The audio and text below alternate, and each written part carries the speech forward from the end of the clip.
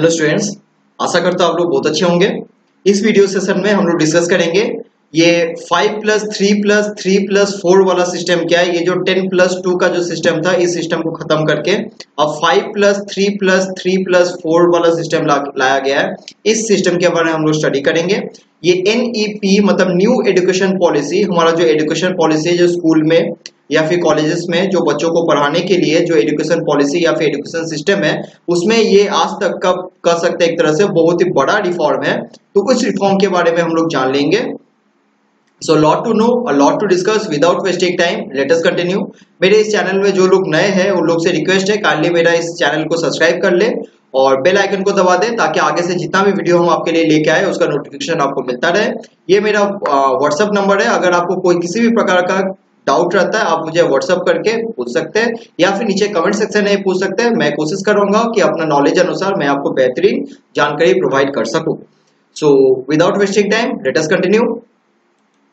तो देखिए, सबसे पहला जो मेजर चेंजेस लाया गया वो क्या क्या है उसके बारे में हम लोग डिस्कस कर लेते हैं। तो देखिए, ये जो हम लोग का एजुकेशन सिस्टम था ना, वो पहले ministry of human resource development के अंडर में आता था। Ministry of human resource development के अंडर में आता था। अब ये जो ह्यूमन रिसोर्स डेवलपमेंट है, इस मंत्रालय को खत्म कर दिया गया एक तरह से, या फिर बोलिए कि इसको रिफॉर्म करके एक नया नाम दे दिया गया और उसका नाम है मिनिस्ट्री ऑफ एजुकेशन। ठीक है, ये आप देख रहे हैं मिनिस्ट्री ऑफ एजुकेशन। तो ministry of human resource development is reformed as ministry of education. इसको क्या गया, मिनिस्ट्री ऑफ एजुकेशन के तहत ला दिया गया है। और मिनिस्ट्री ऑफ एजुकेशन के अंदर में सिर्फ और सिर्फ एक ही काम है कि बच्चों का या फिर जितना भी स्टूडेंट्स है उनका सिर्फ और सिर्फ एजुकेशन और उन बच्चों का या फिर उन स्टूडेंट्स का कैरियर के ऊपर ध्यान देना। ठीक है, तो आगे बढ़ जाते हैं। अब देखिए, थोड़ा सा हम लोग इसके हिस्ट्री के बारे में जान लेते हैं। जो क्या क्या मेजर चेंजेस लाया गया है देख लेते हैं। अब देखिए, अलग अलग समय में ना अलग अलग सरकार जैसा हमारे कंट्री में आते रहती है, तो अलग अलग सरकार का पॉलिसी अलग अलग होता है। तो हर सरकार अपने तरीका से कोशिश करती है कि हम अपना जितना भी एजुकेशन पॉलिसी है या फिर अन्य जितने भी पॉलिसी है उसमें हम सुधार करें।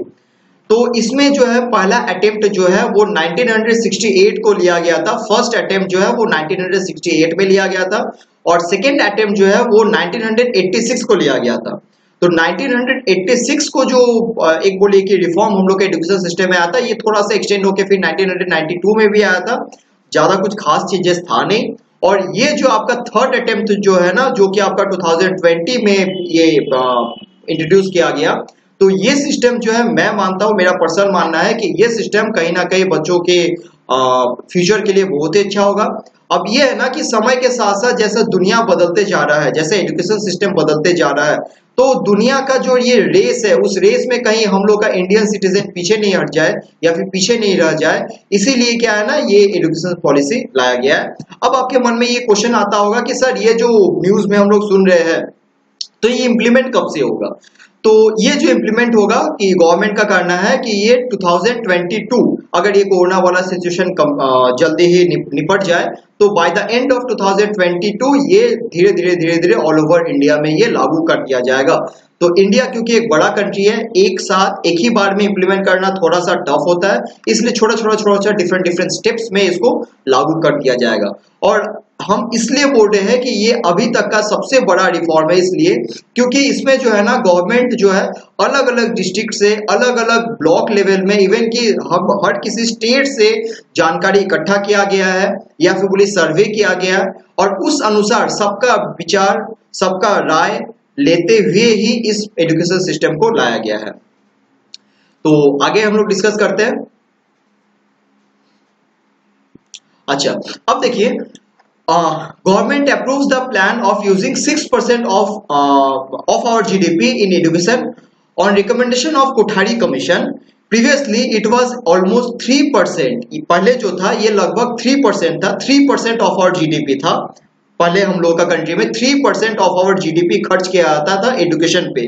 तो 3% ऑफ आवर जीडीपी रफली होता था 5.6 लाख करोड़ रुपीस। तो ये 5.6 लाख करोड़ रुपीस जो यूज होता था, इसका मैक्सिमम जो पैसा है वो टीचर्स का सैलरी में ही चल जाता था।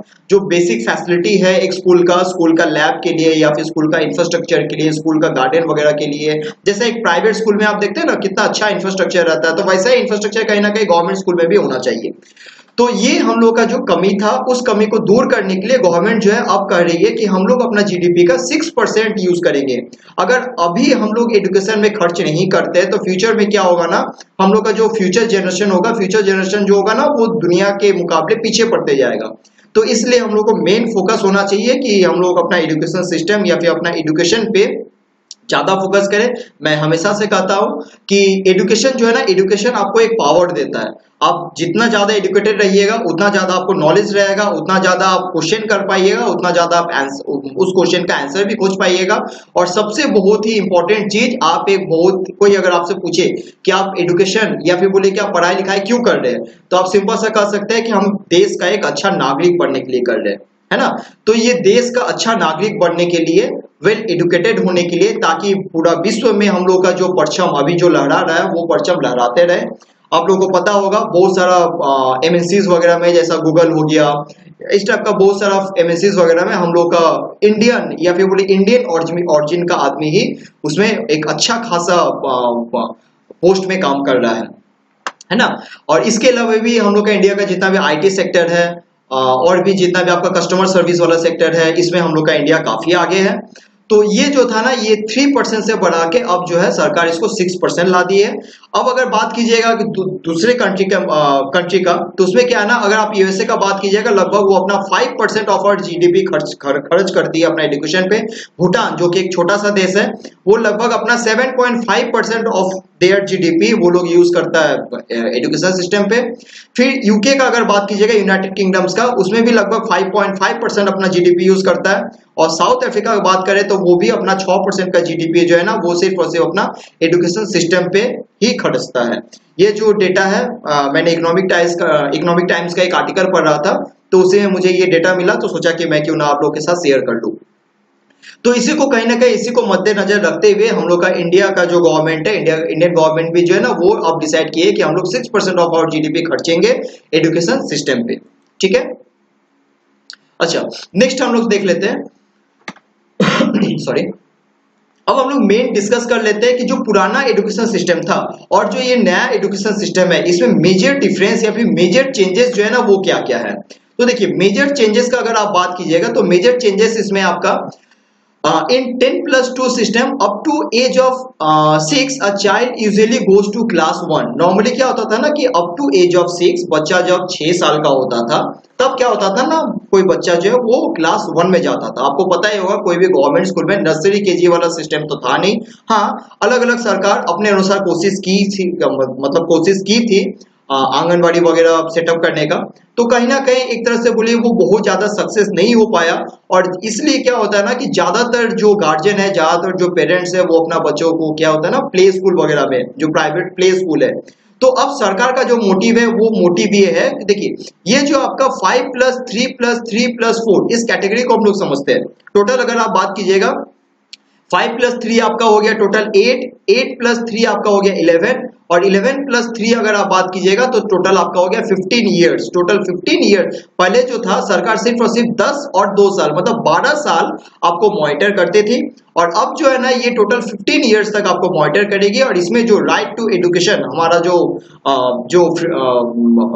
इंडियन कॉन्स्टिट्यूशन में जो है राइट टू एजुकेशन, तो वो राइट टू एजुकेशन को एक तरह से बोले ताकि हर बच्चे को ये एजुकेशन मिल सके, ये अधिकार उसको मिल सके। तो ये जो बेसिक फंडामेंटल राइट है वो उसको मिल सके, उसके लिए ही एक बेहतरीन कदम सरकार के द्वारा लिया गया है। तो देखिए इसमें क्या है ना, स्कूलिंग स्टार्ट्स एट 3 इयर्स, मतलब बच्चा जब 3 साल का, जब छोटा सा बच्चा रहता है ना, उसी टाइम में जिस टाइम में बच्चा प्ले स्कूल जाता है, उसी टाइम में क्या किया गया ना, 3 इयर्स में ही सरकार का कहना है कि 3 इयर्स में ही बच्चा अपना स्कूलिंग स्टार्ट कर देगा। तो इस 3 इयर्स में भी जो पहला 3 साल है ना, पहला 3 साल जो प्ले स्कूल में बच्चा करता है, खेलते रहता है, ड्राइंग बनाता है, पोएम वगैरह सीखता है, उसी तरह का पहला जो 3 साल है ना, वो 3 साल में क्या होगा ना, सिर्फ और सिर्फ प्ले स्कूल का काम होगा। और अगला जो 2 साल होगा, उस 2 साल में क्या होगा, वो क्लास 2 तक पहुंचेगा। तो 5 साल में 3 साल आपका हो गया प्ले स्कूल, ठीक है, वो नर्सरी केजी वगैरह इंक्लूड हो गया, वो आपका हो गया प्ले स्कूल वगैरह। और बाकी जो फिर आपका 2 साल बच गया, उसमें क्या हो गया ना, बच्चा क्लास 1 पास करके 2 में जा रहा है, मतलब अप टू 2 तक का पढ़ाई हो रहा है। और इसमें देखिए सबसे इंपॉर्टेंट चीज ये है ना कि इसमें किसी भी तरह का एग्जाम वगैरह का कोई कंसेप्ट नहीं है, बच्चा को खेल खेल में ही सिखाया जाए ताकि वो अट्रैक्ट हो स्कूल के तरफ। पहले जैसा मिड डे मील दे के बच्चा को अट्रैक्ट किया जाता था, है ना, तो उसी तरह से कहीं ना कहीं बच्चा अट्रैक्ट हो। बच्चा आखिर क्या चाहेगा, खेलना है उसको, तो किसी ना किसी तरह से बच्चा को अट्रैक्ट करने के लिए ये जो आपका पहला 5 साल का जो कोर्स है या फिर बोलिए पहला 5 साल का जो स्टेप है वो इसमें लिया गया। अगर आप सेकेंड स्टेज का बात कीजिएगा, सेकेंड स्टेज में जो ये 3 साल है, तो 3 साल में क्या होगा ना, बच्चा क्लास 2 तक तो यहाँ पढ़ाई कर ही लिया था फर्स्ट स्टेज में। सेकेंड स्टेज में बच्चा जो है क्लास 3 से लेके क्लास 5 तक का पढ़ाई कर रहा है। इसको नाम दिया गया है प्रिपरेटरी स्टेज। तो ये प्रिपरेटरी स्टेज क्या है, देखिए प्रिपरेटरी स्टेज में क्या है ना, इसमें मेन फोकस किया गया है बच्चा का लोकल लैंग्वेज पे। ठीक है, अगर आपका मदर टंग से कि अगर आपका मदर टंग हिंदी है तो आप हिंदी भाषा में सीखिए। ये नहीं कि आप इंग्लिश सीखने के चक्कर में आप अपना मदर टंग छोड़ दिए है, आप अच्छे से बोल नहीं पा रहे, आप अच्छे से लिख नहीं पा रहे। बहुत सारा बच्चे लोगों का होता है कि हिंदी लिखने में, गुजराती लिखने में, मराठी लिखने में, बंगला लिखने में प्रॉब्लम होता है। तो जो जिस जगह पे जिस जगह का वो आदमी है उस जगह का लोकल लैंग्वेज, अगर आप बंगाल से बिलोंग करते तो आप बांग्ला सीखिए, अगर आप गुजरात से बिलोंग करते तो आप गुजराती सीखिए, अगर आपसे कि जम्मू कश्मीर से बिलोंग करते तो कश्मीरी लैंग्वेज सीखिए। तो उसका जो लोकल लैंग्वेज है उसमें क्या है ना, ज्यादा फोकस किया गया है। ठीक है, लेकिन सरकार जो है इसको मैंडेटरी नहीं बनाया है। मैंडेटरी मतलब इसको कंपलसरी नहीं है, आप इंग्लिश का भी पढ़ाई करवा सकते हैं, लेकिन आपको लोकल लैंग्वेज का भी पढ़ाई कराना पड़ेगा। प्राइवेट स्कूल कोई अगर इंग्लिश मीडियम स्कूल है तो इंग्लिश तो नो डाउट वहां चलेगा ही, लेकिन साथ ही साथ आपको लोकल लैंग्वेज पे भी फोकस करना पड़ेगा, लोकल लैंग्वेज भी आपको पढ़ाना पड़ेगा। अच्छा, अब हम लोग बात करते हैं थर्ड स्टेज का। थर्ड, पहला 2 स्टेज में तो ये 5 साल कंप्लीट हो गया, फिर आपका ये 3 साल कंप्लीट हो गया, और थर्ड स्टेज में जो है ये 3 साल आता है। तो देखिए सेकेंड स्टेज में बच्चा क्लास 3 से लेके क्लास 5 तक पढ़ लिया, और जो थर्ड स्टेज है, थर्ड स्टेज में जो है बच्चा क्लास 6 से लेके क्लास 8 तक का पढ़ाई कर रहा है। इसका नाम दिया गया मिडिल स्टेज। ठीक है, इसमें ज्यादा जो है वो क्या किया गया है, वोकेशनल कोर्स के ऊपर ज्यादा एम्फेसिस दिया गया है, ज्यादा इसमें कंसंट्रेट किया गया है। और आजकल का जमाना जो है हर चीज में कंप्यूटर मोबाइल का जो यूजेस हो रहा है, तो कंप्यूटर कोडिंग के ऊपर, ठीक है, कंप्यूटर कोडिंग आप लोगों को पता ही होगा, बहुत सारा कंप्यूटर कोडिंग लैंग्वेज होता है, जैसे जावा हो गया, C++ हो गया, पाइथन हो गया, इस टाइप का बहुत सारा लैंग्वेजेस हो गया, HTML हो गया, जो कि आपको क्लास 10 में सिखाया जाता था, 12th में सिखाया जाता था। वो क्या है ना, अब आपको क्लास 6 to 8 तक के अंदर ही सिखाया जाएगा। ठीक है, प्लस इसके साथ आपका वोकेशनल कोर्स एक तरह से बोलिए कि आपका जो टैलेंट है, टैलेंट को डेवलप करने का मदद कर रहा है। से कि अगर मान लेते हैं कि कोई लड़की है, वो चाह रही है कि हम कुकिंग सीखेंगे, तो वोकेशनल कोर्स के तरह तो वो कुकिंग कर सकती है। आपको मन है कि यार ये लकड़ी से कारपेंटर जो है, कारपेंटर लकड़ी से टेबल कैसे बना लेता है, हमको टेबल बनाने का कला सीखना है ना, तो ये सारा का सारा जो है वोकेशनल कोर्स में आ गया। जितना भी आपका ITI कोर्स हो गया, पॉलिटेक्निक हो गया, वो तो कहीं ना कहीं एक तरह से वोकेशनल कोर्स ही ना कहलाता था। तो जो आप 10th के बाद कर रहे थे वो चीज क्या हो रहा है ना, अब आपको क्लास 6 to 8 तक के अंदर ही करने का मौका मिल रहा है। मतलब आप बोलिए कि एक तरह से आपका एजुकेशन सिस्टम जो है उसको फास्ट ट्रैक कर दिया गया है। जो चीज आप क्लास 10 के बाद करते थे वो आज आपको मौका मिलेगा क्लास 6 से लेके 8 तक के अंदर ही आप उसका स्टडी कर सकते हैं। अच्छा, ये थर्ड स्टेज हो गया। अब जो ये +4 का जो स्टेज है, फोर्थ स्टेज, इसमें क्या है ना, क्लास 9 to 12 है। तो क्लास 9 to 12 को जो है उसको क्या है, सेकेंडरी स्टेज नाम दिया गया। सेकेंडरी स्टेज में क्या है ना, इसमें सेमेस्टर वाइज एजुकेशन, मतलब पहले जो होता था कि एक साल में आप एक एग्जाम देते थे, 9 को पास करने के लिए एक एग्जाम, 10th को पास करने के लिए एक एग्जाम, फिर 11th को पास करने के लिए एग्जाम, और उसी तरह से 12th को भी पास करने के लिए एक एग्जाम, मतलब टोटल 4 साल में आप 4 एग्जाम देते थे। लेकिन अब क्या हो गया ना, अब क्या होगा, सेमेस्टर वाइज एग्जाम होगा, हर 6-6 महीना के बाद एग्जाम होगा, जिससे वैसे ये होगा ना कि आपको छोटा छोटा सिलेबस को कंप्लीट करने में आपको मदद मिलेगा। प्लस क्या होगा ना कि आप छोटा छोटा सिलेबस को कंप्लीट कीजिएगा तो आपको एग्जाम का ज्यादा या फिर पूरी सिलेबस का ज्यादा प्रेशर भी नहीं रहेगा, और साथ ही साथ आप छोटे छोटे पैमाने में या फिर बोले छोटा छोटा करके आप अपना सिलेबस को बांट के, सिलेबस को तोड़ के आप पढ़ाई कर सकते हैं, जिससे क्या होगा ना, आपको एक बोलिए कि आप फोकस करके स्टडी कर पाइएगा। ठीक है, अच्छा, साथ ही साथ इसमें क्या आ गया, नो स्ट्रीम, कोई स्ट्रीम का इसमें झंझट नहीं है। जैसे आपका क्लास 10th के बाद आपको, आप सुने होंगे कि क्लास 10th के बाद आपको स्ट्रीम चूज करना पड़ता था कि अगर आपको साइंस या कॉमर्स या फिर आर्ट्स, इसमें से कोई एक सब्जेक्ट लेना है। अगर मान लेते हैं सपोज कि आप बोलिएगा सर हमको फिजिक्स तो पढ़ने में अच्छा लगता है, लेकिन साथ ही साथ सपोज कि हमको हिस्ट्री भी अच्छा लगता है, हमको हिस्ट्री भी पढ़ना है। अब क्या ये संभव है कि आप हिस्ट्री के साथ, अभी का प्रेजेंट जो एजुकेशन सिस्टम है उसमें ये संभव नहीं है कि आप साइंस के साथ साथ आप हिस्ट्री का भी पढ़ाई करें। ऐसा कोई प्रावधान अभी तक नहीं था। लेकिन इसमें क्या किया गया ना, कोई स्ट्रीम पे फोकस नहीं किया गया। आपको अगर हिस्ट्री पसंद है तो आप एक आर्ट से हिस्ट्री उठा लीजिए, आपको फिजिक्स पसंद है तो साइंस स्ट्रीम से आप फिजिक्स उठा लीजिए। अगर से कि आपको अकाउंट्स भी पढ़ना है जो कि आपका कॉमर्स स्ट्रीम में आता है तो आप चाहे तो उसको भी ले सकते हैं। तो इसमें क्या है ना कि आप एक तरह से बोलिए ना ऑलराउंडर बन रहे हैं, है ना। ऑलराउंडर, हर सब्जेक्ट का आपको थोड़ा थोड़ा नॉलेज है। जैसे आप देखिएगा जितना भी आपका एग्जाम्स वगैरह होता है, जितना भी एग्जाम्स में उसमें क्या जीके जीएस का जितना भी एग्जाम पूछा जाता है, तो ये जो जीके जीएस पूछा जाता है तो क्यों पूछा जाता है, जिससे कि आपका जनरल कैपेबिलिटी का टेस्ट किया जा सके। तो इससे जो है ना आप अलग अलग सब्जेक्ट, आपका जो भी सब्जेक्ट आपको पसंद है उस अनुसार आप अलग अलग सब्जेक्ट को पढ़ सकते हैं और अपना स्किल डेवलप कर सकते हैं। साथ ही साथ क्या है ना, मल्टीपल सब्जेक्ट का चॉइस है। High order thinking skill development, high order thinking skill development के लिए भी इसमें सरकार काम करेगी। जैसे कोई एक पर्टिकुलर प्रोजेक्ट है, उस प्रोजेक्ट पे काम करना।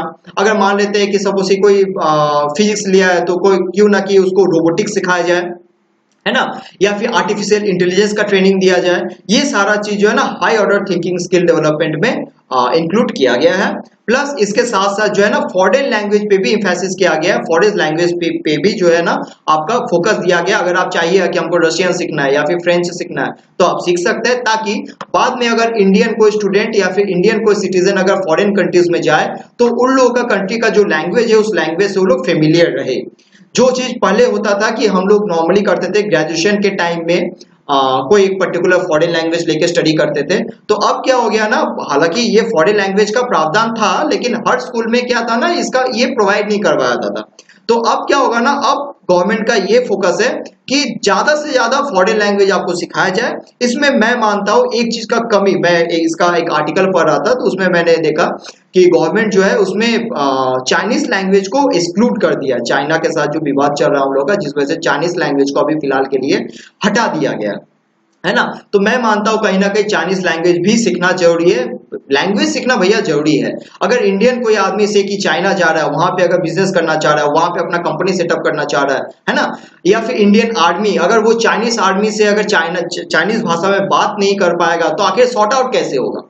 और चाइना कहीं ना कहीं एक तरह से बोले यही गलती किया है कि चाइना जो है ना वो अपना पर्टिकुलर चाइनीज लैंग्वेज पे ज्यादा फोकस किया है, फॉरेन लैंग्वेज पे ज्यादा फोकस नहीं किया है। इसलिए क्या होता है ना, चाइनीज डॉक्टर, चाइनीज इंजीनियर, जो बड़ा बड़ा इंजीनियर है या फिर बोले कि जो वेल एजुकेटेड डॉक्टर्स है, लॉयर्स है, उन लोग को सिर्फ और सिर्फ चाइनीज भाषा ही पता होता है। ठीक है, वो चिंग चैंग चू वो चाइनीज भाषा ही बोलेगा, उसको अगर इंग्लिश बोलेगा वो नहीं बोल पाएगा। लेकिन हम लोग का इंडियंस जो है ना वो टूटा फूटा जैसे वो इंग्लिश, हिंदी, बांग्ला अलग अलग टाइप का लैंग्वेज जानता है और अलग अलग टाइप का लैंग्वेज पे काम भी कर सकता है। तो इस पे जो है ना गवर्नमेंट का मेन फोकस है, जो फॉरेन लैंग्वेज है फॉरेन लैंग्वेज सिखाया जाए, ताकि ज्यादा से ज्यादा क्या होगा ना, हम लोग का इंडियन सिटीजन जो है अगर वो फॉरेन कंट्रीज में जाए तो कन्वर्सेशन या फिर कम्युनिकेशन में जो है मदद मिल सके। आई होप कि मैं बहुत अच्छा से, बहुत ही आसान भाषा में मैं आपको समझा पाया होऊंगा। फिर भी अगर आपको कोई डाउट रहेगा आप मुझे नीचे कमेंट सेक्शन में आप पूछ सकते हैं या फिर आप मुझे व्हाट्सएप करके भी पूछ सकते हैं। Thank you. ये